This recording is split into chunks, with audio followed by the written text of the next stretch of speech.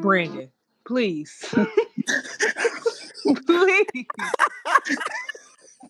Golly. He in the chat talking about he love his music and just playing stuff. Please.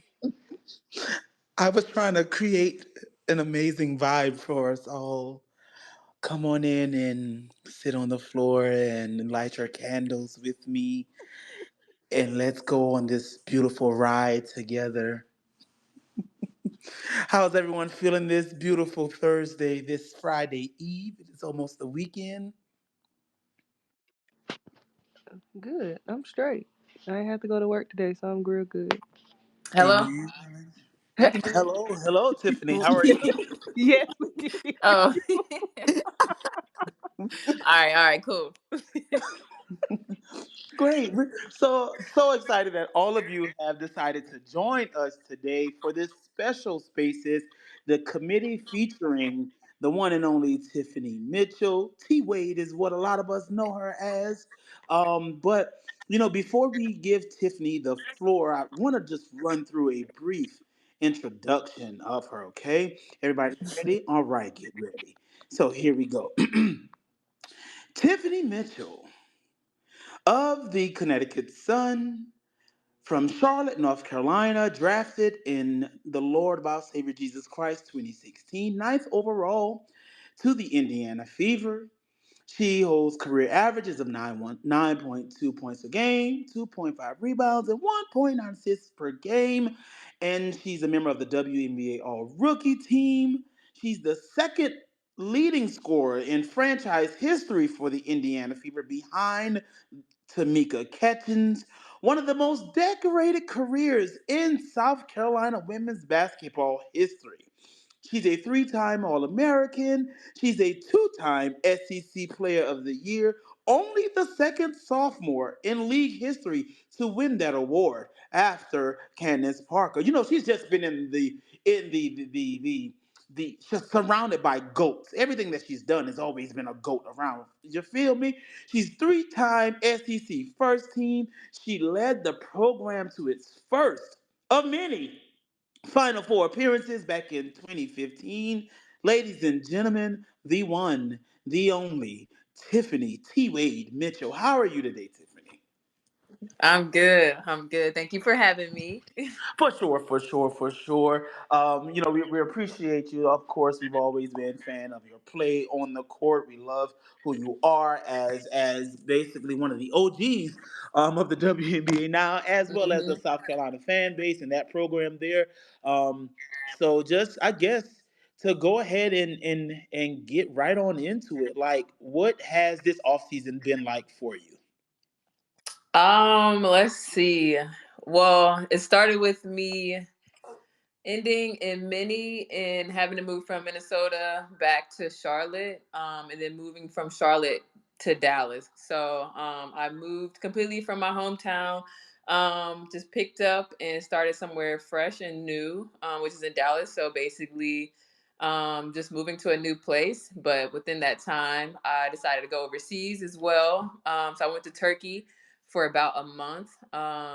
A little bit in October through November, and then after our little break, I decided not to go back. I felt like it would probably be best for me to kind of just take some time to myself.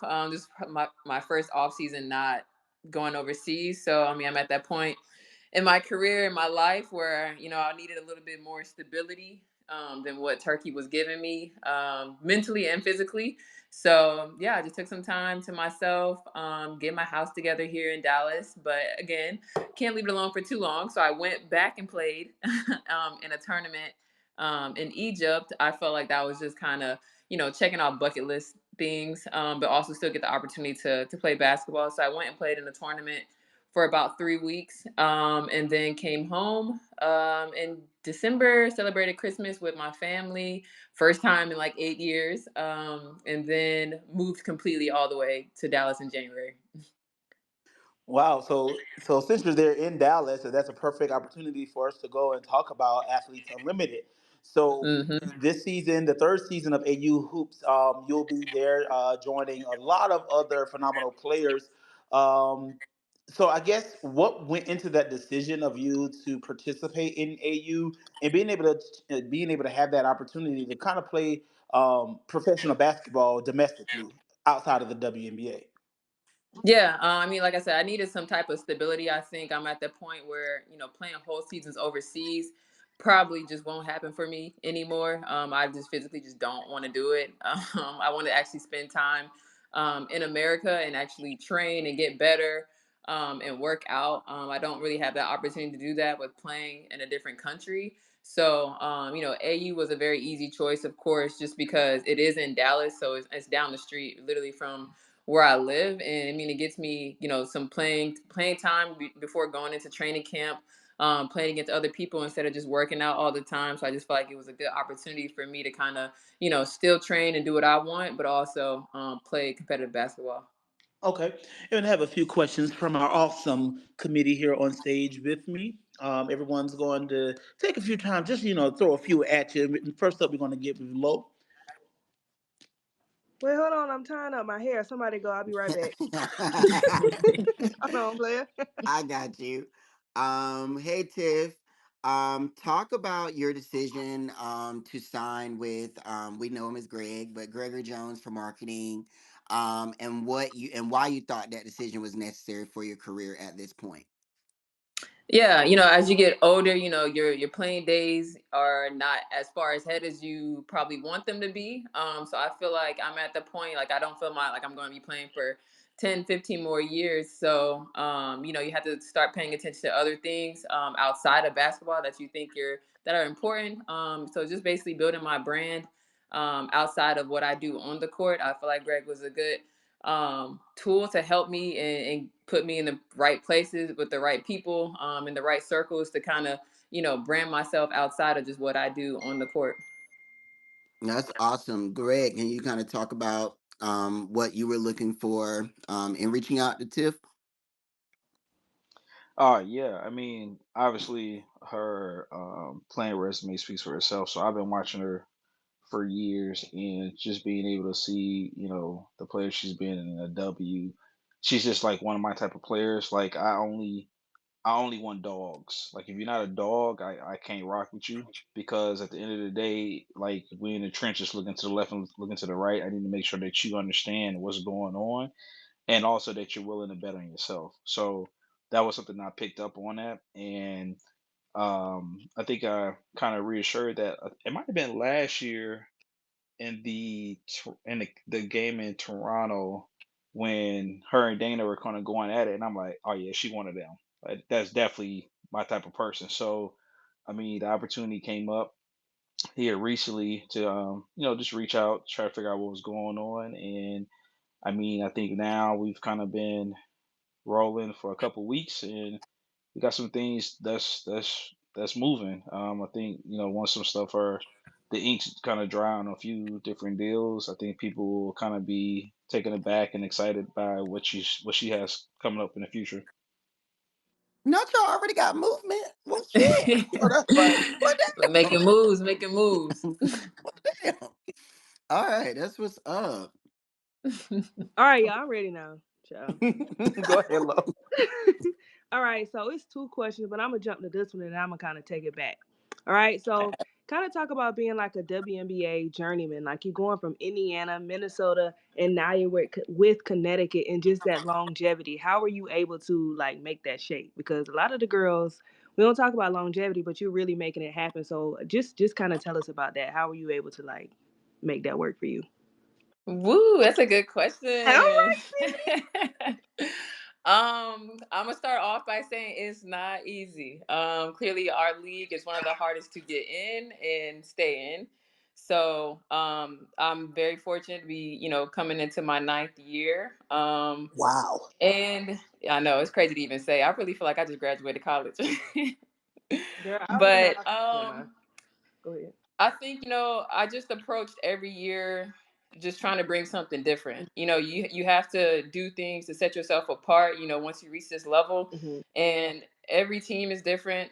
Even with being an indie for 7 years, I felt like I was utilized and had to do something different every single year. Like I was a different type of player just based on who was on the team and what that team needed from me. So I think a lot of people, the casual WNBA fan, they just Google stats and, try to, they can do that for me. They can do that for, anybody who doesn't play substantial amount of minutes or is not a superstar, and, question, why they're still in the league.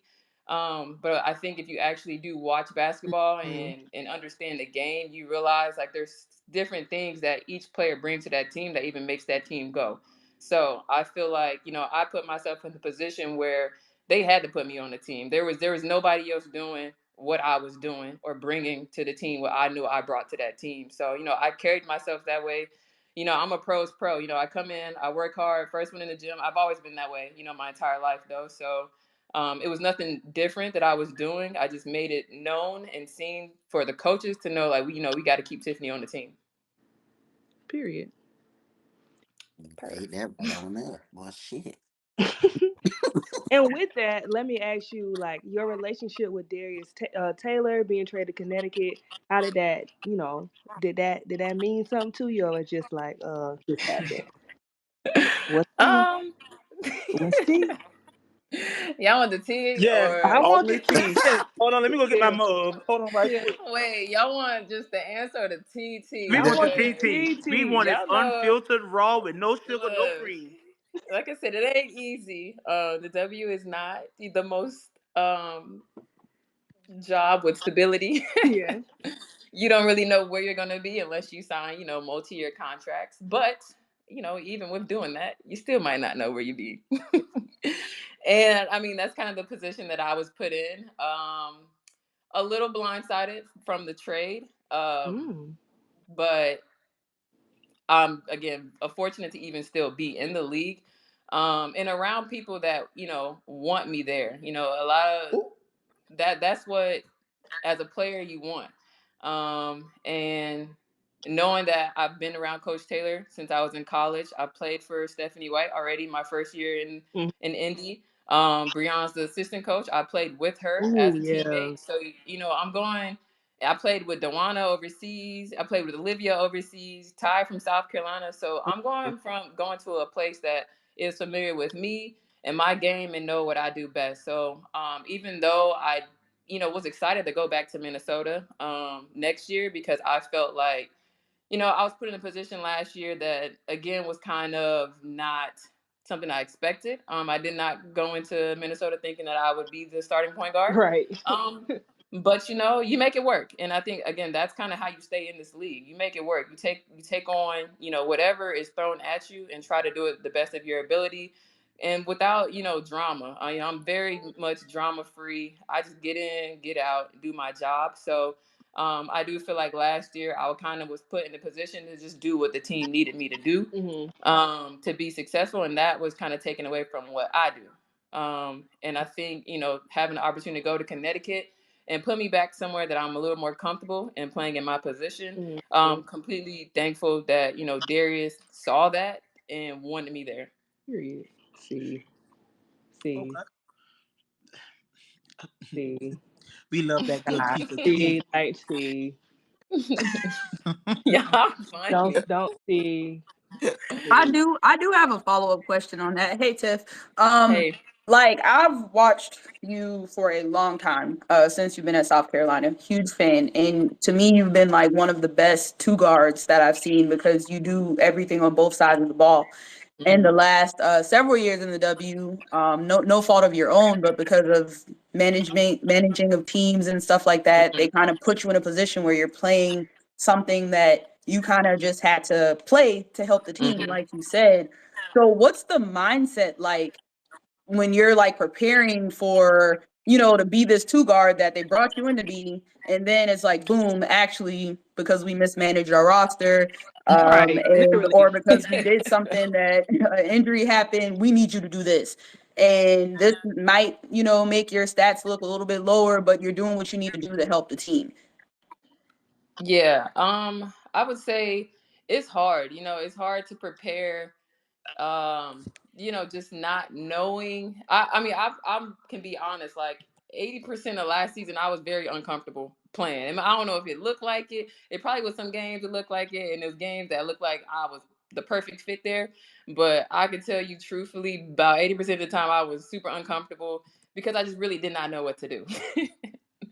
But at the same time, I'm a professional. I know how to carry myself. The ball is the same, the rim is the same, the plays, the people, it's all the same. So it's like either I figure it out or I'm left behind. So I had to just put my big girl panties on and figure it out. And like I said, there was ups and downs.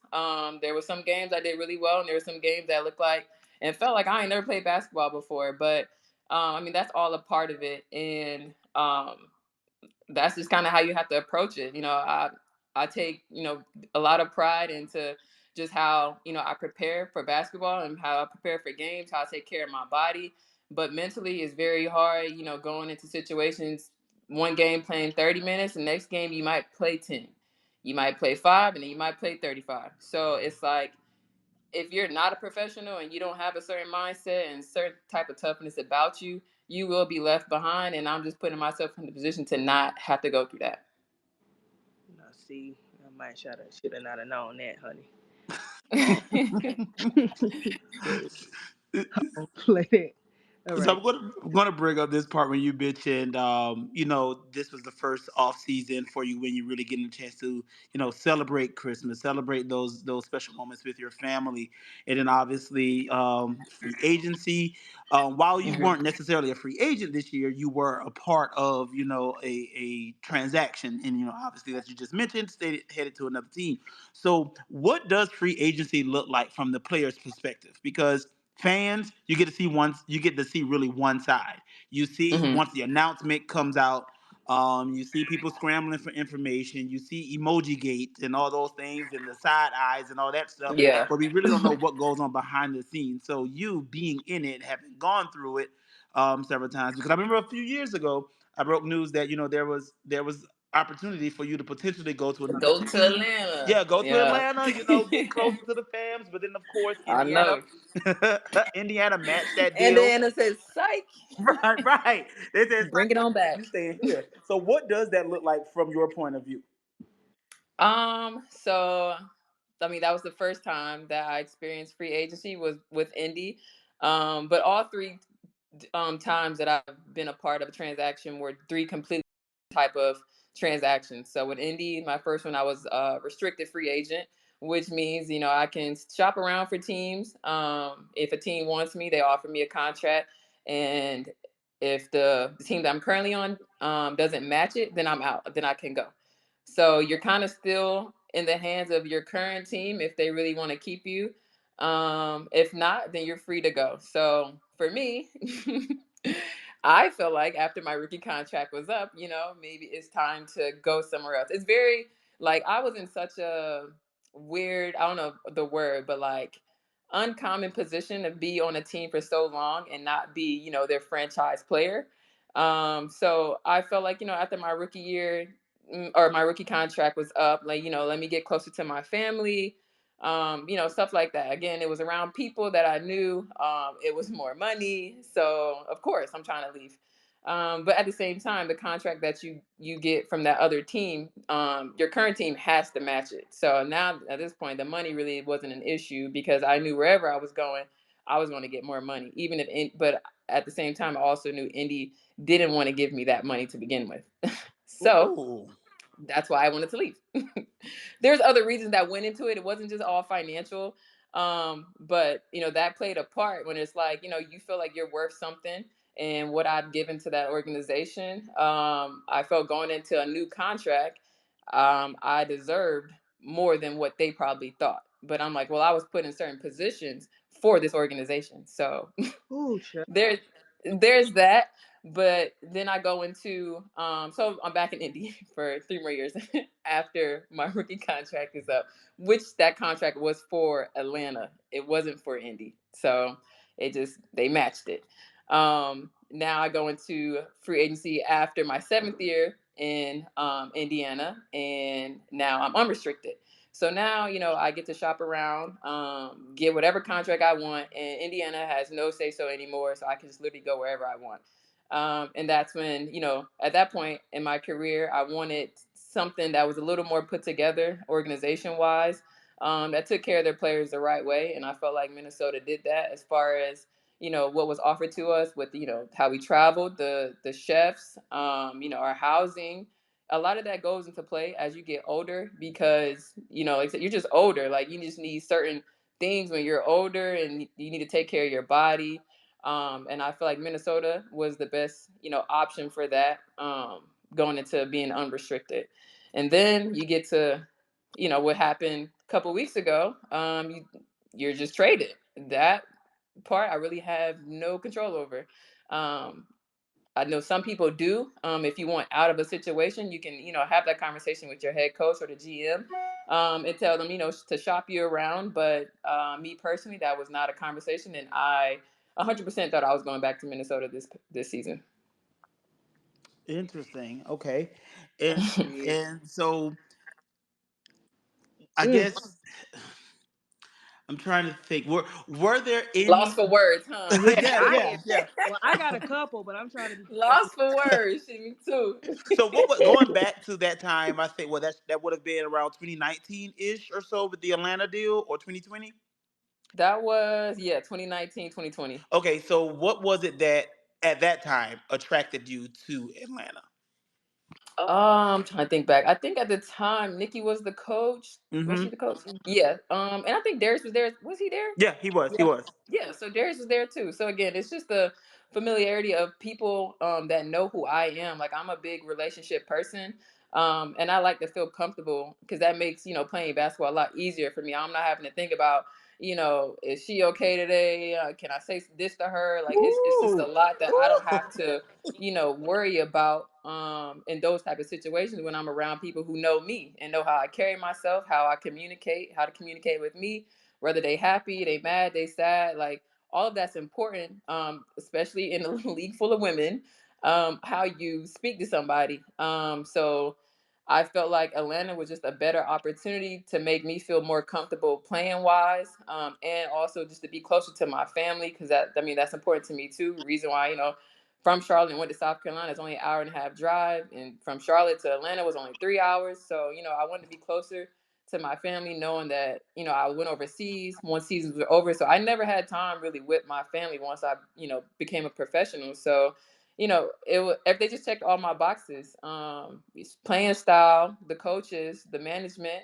I'm closer to home, and I got more money. Like, why wouldn't I want to leave? Okay, go ahead, Lo. It's my turn again. Um. Ooh. So I want to hear about a little bit about your off-season training and like your interest in fitness because you have always been ripped and been into working out and stuff like since forever. So talk to us a little bit about that.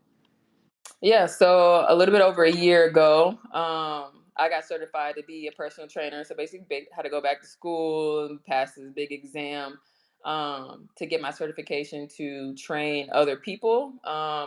So I did that knowing that I was coming to an end with my overseas journey. I wanted, like I said, I wanted an off season after this year, which is why I bought a house. Found what I'm also passionate outside of basketball, and I always just brought myself back to fitness.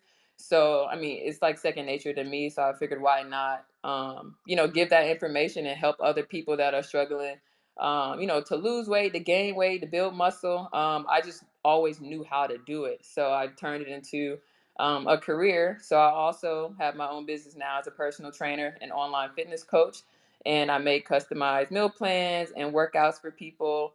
Um, and yeah, so I mean that's pretty much all I have for the fitness. Like I said, just always kind of been a part of my life and just something that I'm super passionate about over the course of my career. I felt like, being in the weight room is kind of where I could release whatever I was going through basketball, through life. It made me feel good about myself mentally. It helped me, as a release as well. So, it only made sense to turn into a career as well.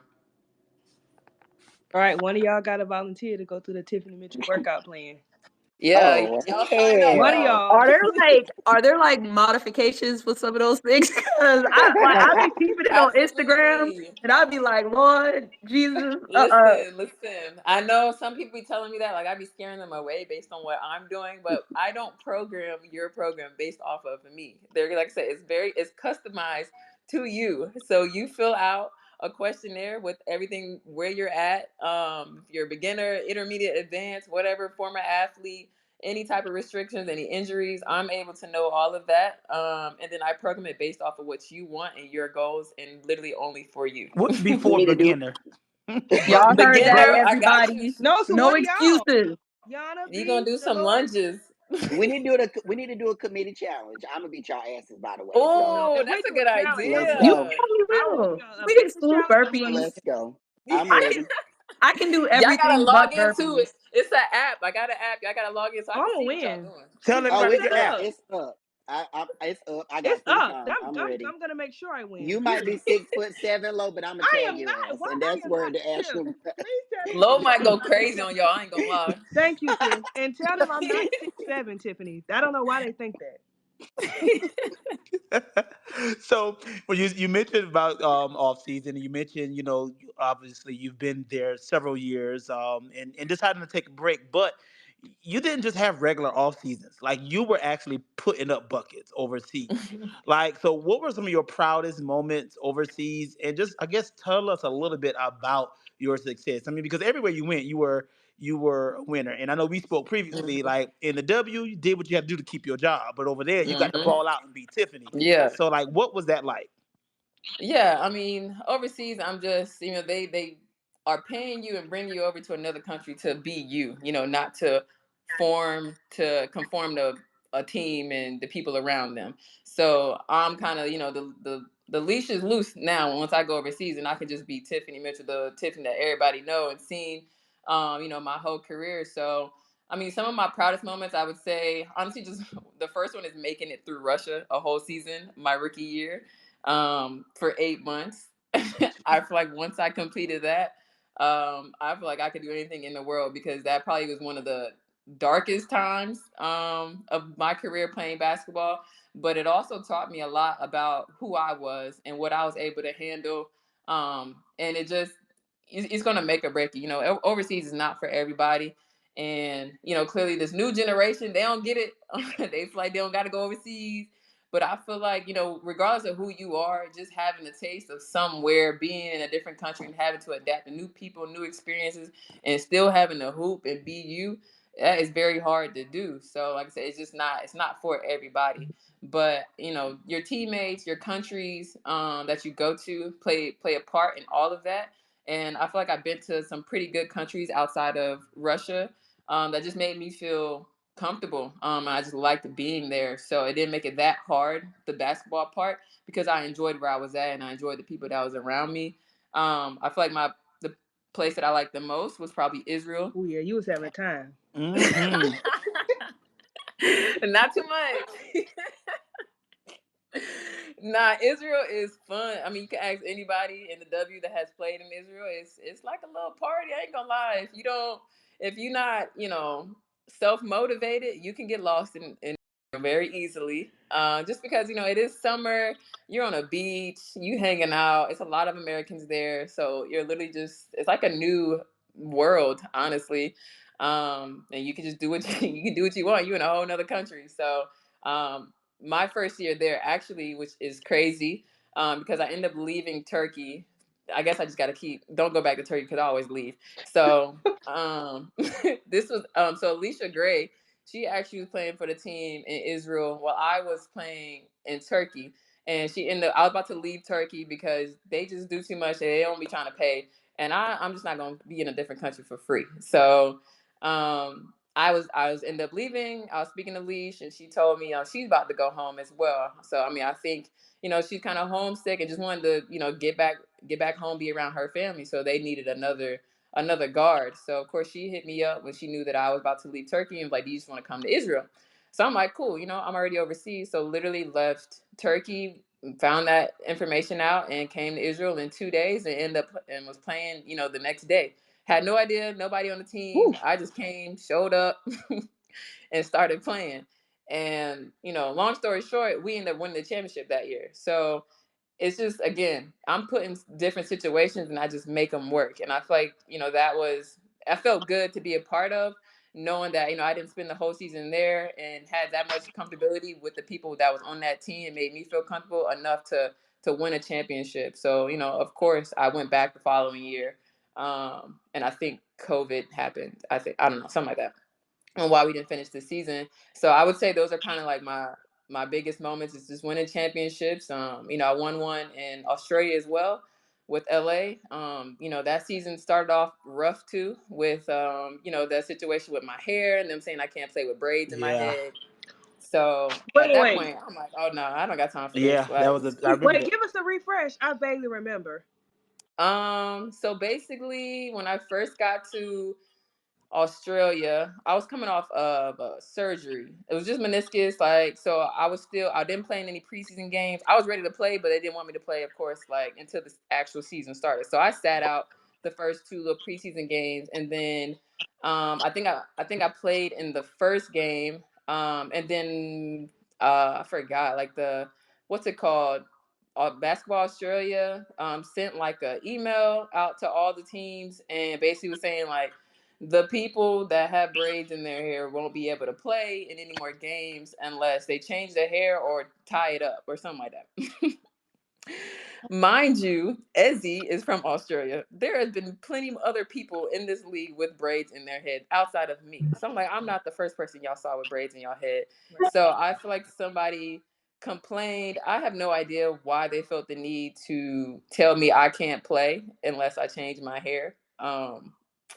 And that's kind of how that went. So of course, I'm like, this is very obviously racist. Like, there's no other way around this because the fact that you are like even using the word the people, like the black people, because we're the only people in this league with braids in our head. But Right. they're saying, well, it can be a danger to people. I'm like, I played in every level of basketball. I played with USA basketball with braids in my hair. So they tried to say like it's a FIBA rule. And I'm like, that's a lie as well. So basically they got caught in a lie, had to That's a lie. retract. Yeah, they had to retract everything that they said.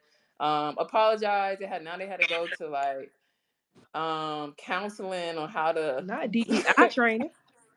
yeah, training on how the culture of basketball Australia just wasn't up to par. And they try to say that it was a rule that was put in place, and it ended up not being a rule. So that's kind of how that went. So I was gonna leave Australia because I'm like, again, I'm not about to feel like I'm targeted while I'm playing because I'm like, it's a clear target to me because I'm like, Ezzy, she's on my team as well, but y'all saying me, so it was a lot. And I really do appreciate my teammates and the coaches who understood and didn't think like I was acting crazy or like blowing it out of proportion. They're more taken back than me. They was like, we've never heard this at all on and why they're even saying this. So they're pretty upset, and I just appreciate kind of handle how the boomers kind of handled that entire situation. We end up kneeling for the anthem, which has never been done in Australia, to just bring awareness to like injustice and racism happens literally everywhere, not just in America. And it's like we just not standing for it. Like they're like we're not a team and an organization that will have our players feeling like they don't want to be here. So I just appreciate kind of how they handled that. And then at the end of the season, we won the championship. So it was worth it. I had a good people around me, and we made it work. Now, who had the best food? hmm. Israel and Turkey. Okay. Such a Yeah. big. Is naan good? Like I've seen people say that. Is that good? The Is bread, what? the naan bread, naan. Is it Nah. Mexican? Na. We gonna pass. Wait, what No, country is it in? it's Israel, right? It's like a I don't. I don't think N. there's. I eat chicken fingers and I French think fries. that's. Shoot, I don't know. Maybe it's the bread that they eat with the hummus. It's Yeah, good and though. that's what I'm talking about. That Okay, bread. yeah. Well, in that case, it is good. Okay. Okay. So now we're going to go over a little bit to your back to your college days, and it's well documented. Dawn's mentioned it several times. All the players, and some of the other coaches, how you were one of like her first big gets, especially keeping you kind of local, with you being from the Carolinas. And so the impact that you were able to make on South Carolina basketball. We know the story about, you actually being able to witness her playing for the Mhm. Sting. You had her poster on your wall and things like that. And so what was that like playing for Dawn and some of your personal favorite moments? Because we got some of our favorite moments we're gonna share a little bit later. But what were some of your personal favorite moments during your time at South Carolina? I think just kind of like being in the flesh of seeing how the culture of women's basketball changed. And especially being someone that was at the games when there was barely people in the stands when I was in high school, and like you can choose where you want to sit Yes, yes, we during know. them times, and then now like, and then when you're in college and you're slowly starting to see the impact that you're having on that university by just playing basketball and what Don was doing and getting people there. So then by the time I left, like you couldn't find a seat to sit, when you go to a women's basketball game. So that's definitely just one of my, proudest moments, is just being able to be a part of that change, and shift in women's basketball and the culture of women's basketball at South Carolina. I think physically, of course, the Final Four. Getting to the Final Four, you couldn't tell us nothing because nobody had us there, and just our journey to get there was just so unorthodox and like surprising. Honestly, like there was a couple games we just had to be saved by the Lord. By I Y'all don't had us know. stressed the hell out in Yes. Greensboro. Stressed out in Had me Greensboro. stressed. I'm like, dang, like being a part of that, like, oh my God, I feel like I wanted to throw up during the game. I ain't gonna lie. It was stressing me out. But then like seeing and being and feeling that moment and making it to the Final Four for the first time in school history, that a lot of that just is amazing to be a part of and go through, and like walking around campus and like everybody know your name now, everybody in Columbia know your name, like you're now like a mini celebrity, honestly, at this point. After how we've just changed, the culture of South Carolina basketball. So though that was probably my proudest moment. Just kind of leading them to that spot in time, and now it's like a norm for them. So they probably not. It's probably not as big deal to them as it was to us, because we weren't even supposed to be in that position. If you look at our team on paper versus the teams we were going against and the names that they had on their roster versus us, we're not supposed to be there. So that makes it even more, feel a lot better. And I'm sure. I mean, of course, we wanted to win a national championship when I was there. But I think what we did for that program ultimately feels like all the championships that they have won now. I still feel a part of that. Okay, so we mentioned we had our moment. So this up here on the Summer Jam screen, I'm not sure if it's refreshed for you just yet, but this good old shimmy that you hit against Kentucky, like you were feeling the spirit of something up there. Wait, let me watch. So like, what went through your like? Were you feeling like hey, we got this? Like we about to show, we here. Like what went through your mind after you knocked down that three and hit your little dance on the corner? And if everybody, if you all are in here, just refresh your screen and it'll Ah, show up at top. that's funny. I think at that point, because I look at the score, like now, we whooping they ass. Like we are like, I'm like, It you really. was. That's how I was feeling, because I remember, I remember it's like it was yesterday. The interview Michaela Epps did, Mm-hmm. and she said I something remember like, this too. yeah, say something like, it's hard to beat a team three times. I'm Mm-hmm. I'm Yep. sure like they not gonna win, basically. So at this moment, I'm pretty a calm person on the court. Like I don't do too much rah rah, yelling at you, all of that. But I guess, oh shit, I don't know. I think I just wanted to be like, look, could stop playing with us. That's kind of what I was feeling. See, now and that's pretty interesting that you mentioned. You all don't do the rah rah, a lot of the talking, and that's been something with Don's teams over the past few years, especially since your era up to now. Like a lot of it is handled on the court. Don't Hmm. do the mocking as much. Obviously, y'all handle business and you're gonna take care and defend yours. But we've seen people like Zaya mention it. We've seen Aaliyah mention it. We've seen back to Ty and Kiki and Asia. It's like we gonna handle business on the court. We don't have to talk trash because when we leave this court, you're never gonna doubt us again. And so, what has that been like, or is that a part of something that's drilled into you all from Coach Staley and her staff? Like, handle it out there and not on social media or not in these interviews. Yeah, I mean, I think that's just the type of. I think Coach Staley strategically recruits certain type of players, Mm. and And families. and families, right? So she looks at that as well and it's like, all right, like if this person came from, you know, who knows, like you, who knows what they're gonna get when they get to college. But you know, that whole recruiting process is not only just us, it's also, you know, my mom played a big part in convincing me, which is crazy as well, because I'm like, you know, at the time South Carolina wasn't that great of a team, and I was still kind of hesitant on making that ultimate decision to commit to South Carolina. And you know, just speaking to my mom and my mom having a relationship with Coach Staley, like all of that meant a lot to me. So I think, you know, Coach Staley just recruits a certain type of demeanor of a player and how they carry themselves on and off the court. She can see all that when you're in high school. So, and basically, I think once you get there, you know, she kind of molds you into another type of player and what she expects out of you. So as a team, we take on the demeanor as of our coach. I know in the beginning, everybody had Coach Daly as just yelling at us, screaming, cussing, all of this.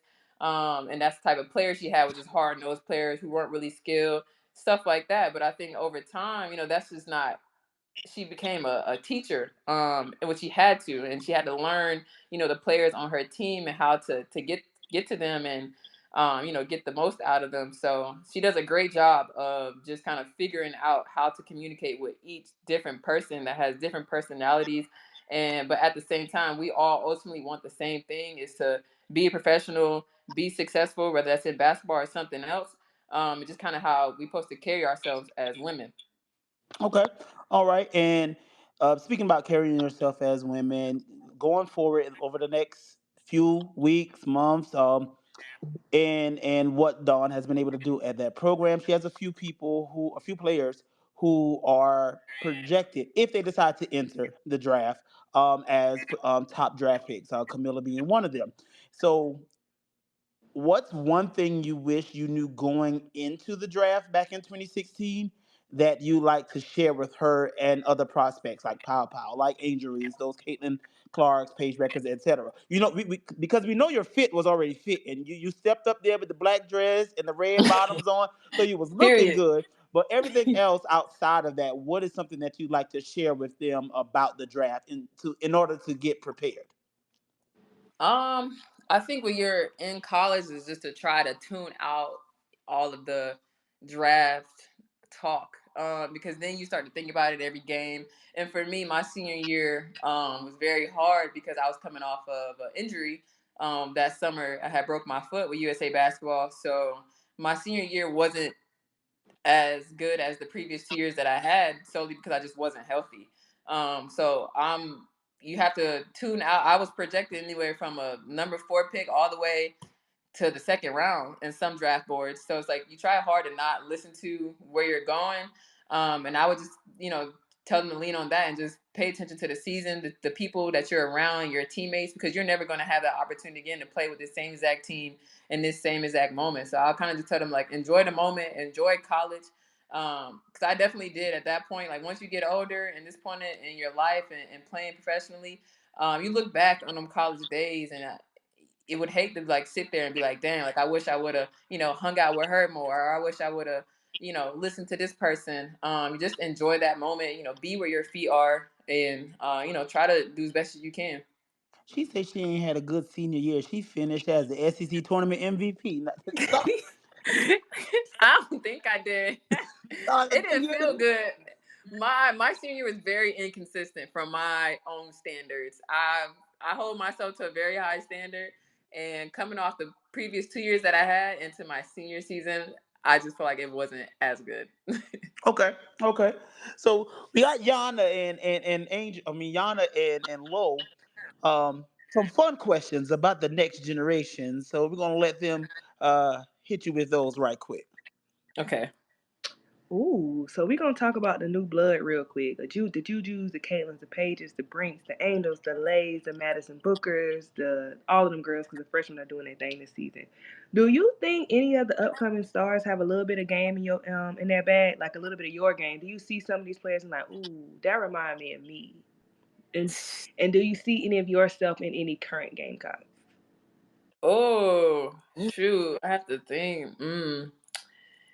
That remind me. I don't know. I feel like this generation is just different. They just got a lot of stuff in their bag. I feel like when I was a freshman, I did not have. So I was just trying to get it done, make layups, shoot threes, and But you was a worker though. You work hard. You ain't take yeah, work I hard. worked hard. Again, I was just trying to make the team better. Whatever I need to do, I did it. And now I feel like every game there's some type of can be on ESPN with one of these, freshmen or just players in college basketball right now. I think the game is just evolving. Like women's basketball is just evolving. So it's like I don't even see any of myself. I feel like they're way ahead of where I was when I was in college or when I was, a freshman, sophomore in college. Their game is just at a different level Mm. than I feel like it's been in the past and when we were in school. So shoot. Nah, I don't see nothing. They got me. Well, They all killing though. I ain't gonna lie. I love watching them. I love yeah, watching, they hooping. women do their thing. What's been your favorite game this season to watch? And it doesn't have to be a South Carolina game, any game in general. What was your favorite one that had you like, yo, they killing it out there?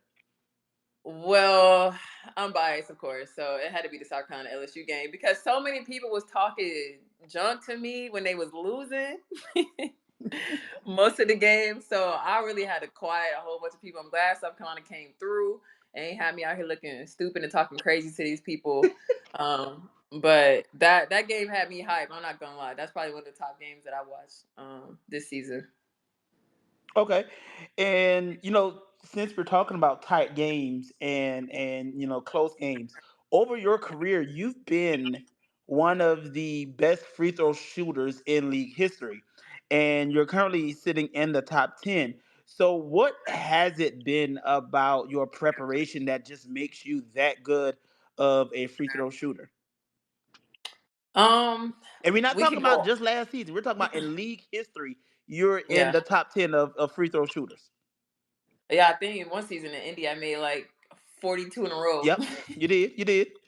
Yeah, so I think that that just goes back to kind of high school. I'm gonna shout out my assistant coach in high school, Coach Russell. Um, Literally since I was, 13, 14 years old, they just told me and stressed how important free throws were. I mean, I think it's a lost art right now because everybody want to shoot the three. They not really worried about the free throw. That's the last thing they're probably worried about. And to me, I'm like, this is the easiest points I'm gonna score this whole game. So I think I learned my ability to be able to get to the rim and knowing that what came with that is people are probably going to foul me if they're not being able to stop me. That I have to knock down my free throws, or I'm just leaving points on the board because at that point, you just out there, you're getting fouled, but you're getting nothing from it. So for me, I just stress the importance of actually making free throws and making points while the game is stopped. And when I was younger in high school, my coach he would like bet me different things like Smoothie King or something like that, or like if you make 10 in a row, you don't have to do this in practice tomorrow. So it's like for me, I guess the incentive of things made me lock in a little more, and then I just carried over to when I got to college, and then as a professional I found how hard it was to score consistently every game just from field goals. So once I had the opportunity to get to that free throw line, I knew I had to cash in. Okay, so now do you remember the one that you missed that would have made 43 in a row? And do you remember missing consecutive free throws in a row? No, what's funny, I kind of do because me and Eda, Erica Willer, she live in Dallas too right now, and we train or lift and stuff together. So we literally were just talking about this because Pokey was the coach at the time, and I think I missed the free throw, and she was like screaming at me, and then Christy, now that's the head coach of the Fever, she was like, Pokey, like that's the first one she missed all season. So it's like it's such a rare occasion when I miss free throws, like it kind of I'd be shook. I'd be like, damn, I'd be looking at my hands. I'd be looking at the ball, like, how did that even happen? But I think I kind of remember when I missed my 43rd. I was kind of devastated. Okay, and before we turn, we got a fun game coming up with Dolores. So, gotta just ask you this one thing since you brought her up, Pokey. What is it like being able to? What was it like? Excuse me, being able to play for Pokey Chapman because we know what she's done as a player. You know what she's able to Mhm. do as a coach. She got to the finals back in the day with Chicago, and then, towards the the shocking news, I would guess, at that season, you all really turned it around towards the end of the season, and then unfortunately they decided not to bring her back. But what was that experience like being able to play for someone like Pokey Chapman? um, I loved it, honestly. I know people have their own opinions about Pokey and how she coached and however or whichever way she coached different people. But I had a great experience with Pokey. I had a great, relationship with Pokey. Again, I'm gonna keep reiterating how I am a relationship person. And, I want to be able to come talk to my coach. I want my coach to be, able to feel like they can talk to me, good or bad. And I think over time, me and Pokey have learned each other, and that makes again basketball so much easier. And her last year was one of my best years, in the league, and I felt like I was finally, finding my rhythm in a situation and being happy and could just play my game. And then all of a sudden, she's gone. So of course I'm heartbroken because I'm like, damn, like I felt like I finally was in a position. I only can imagine how she felt, because I'm sure it wasn't something that she expected as well. But I still to this day, I talk to Pokey. She always reach out to me. She's in Seattle now. When we go play Seattle, we still, hug each other, talk to each other. So I had amazing experience with Pokey, and she definitely helped grow my game. And just how I approach basketball. I think she played a big part in that as well. Okay, all right. So buckle up All because right, my seatbelt. we got some fun stuff coming from Dolores, and he's gonna ask you the hard hitting questions that everyone wants to know. Uh All right, Tim. So the only rules are, it's kind of rapid fire. So the game is called Sign, Trade, and Wave. And since you were just traded, you know how this game goes. You can either sign the pick that you want, trade the pick that you like, they're good, but me, or waive them because you don't really like it like that. Okay. So this first round is you're gonna pick the best Final Four team that did not win a championship at the University of South Carolina. Your first pick is 2015. Your second pick is 2021, and your third pick was the last year's Final Four, which is 2023. So you got to sign a team, you got to trade a team, and oh. waive a team. Oh. Ah. Oh, that's hard because now you put me. I'm on one of them You teams. sure were. Shit, damn.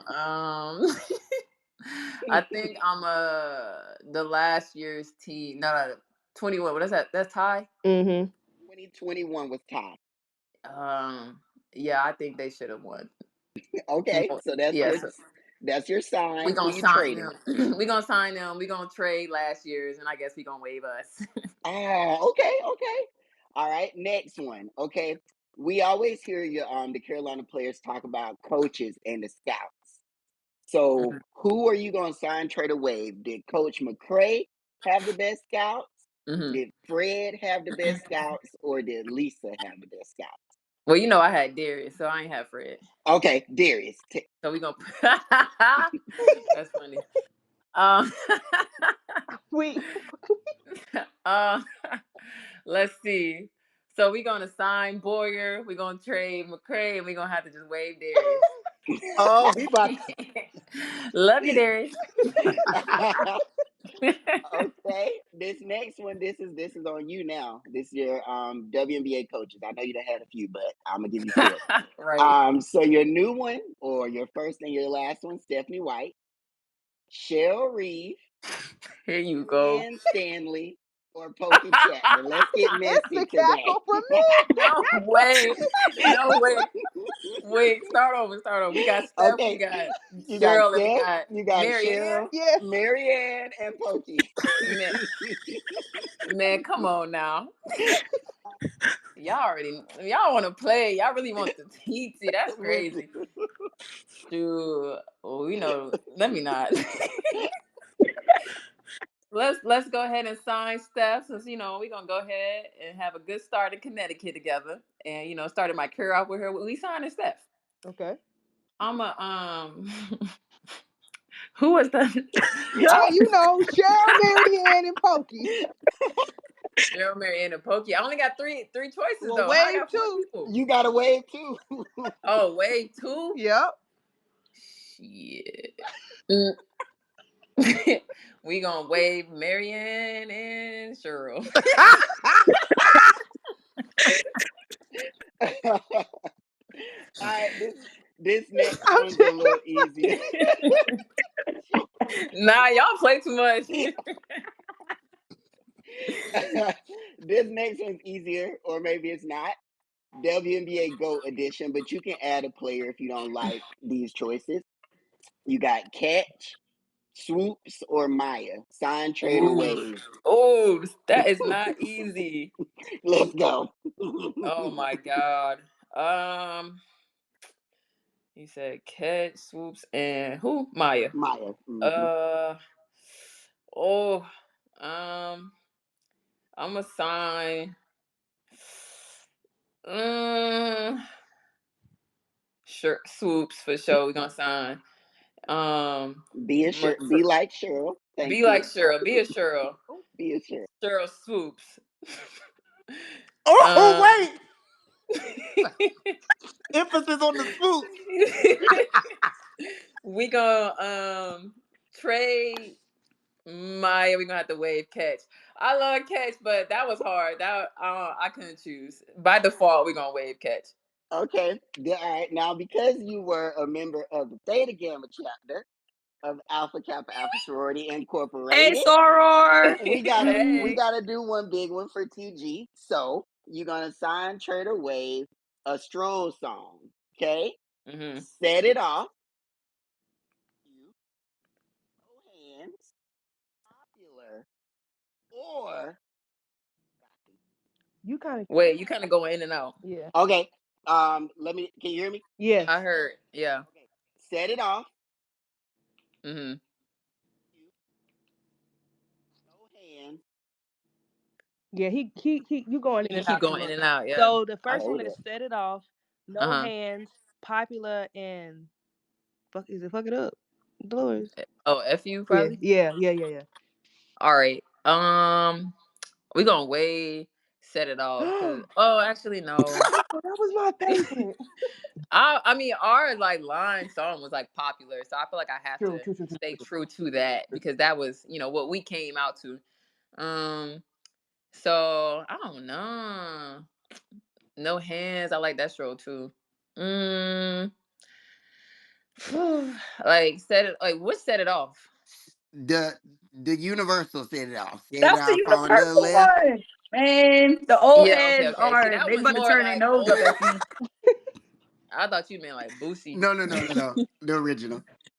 Um, see, that one's like more. I like more upbeat.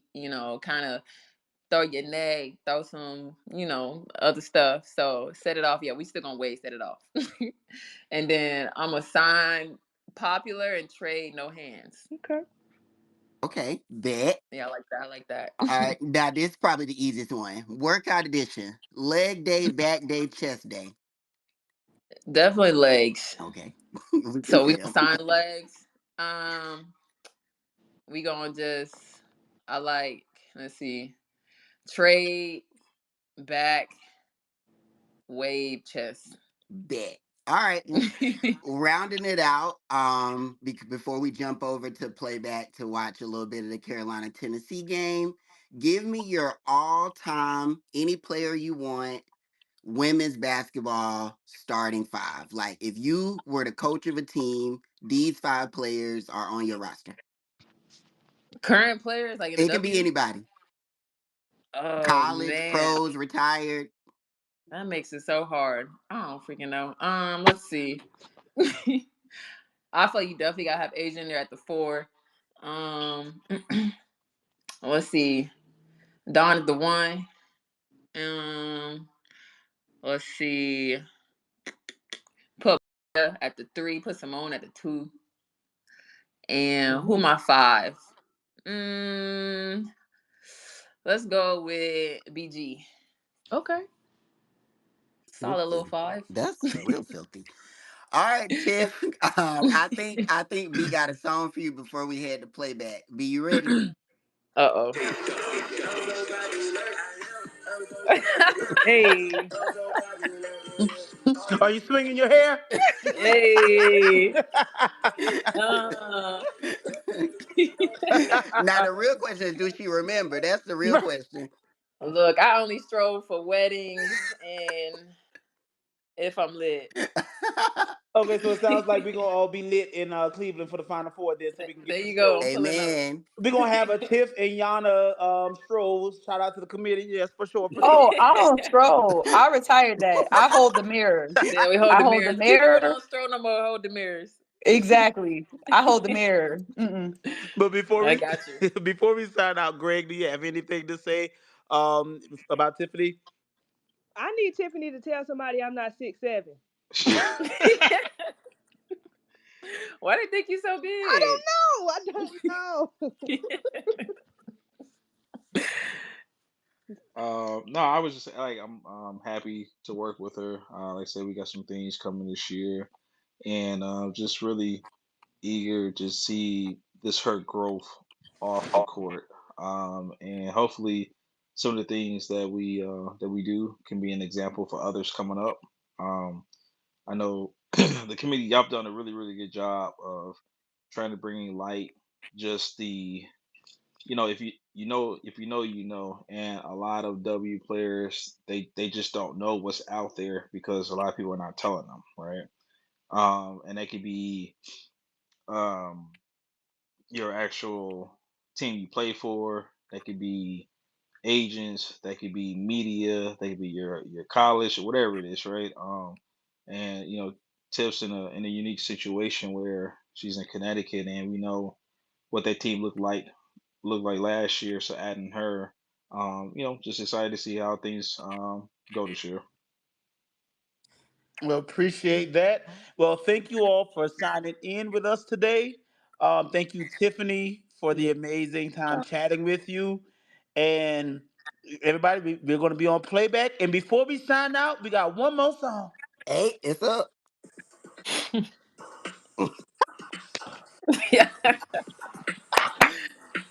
Y'all have a Set it good off one. on the left, on, set it off to the right. Set it off, set it off. All right, All the y'all AKs follow in the us. house, this is for you. Y'all have fun. Be safe. Peace. Follow Thank us to you. Come, playback, come y'all. to See y'all playback, soon. y'all. Bye bye.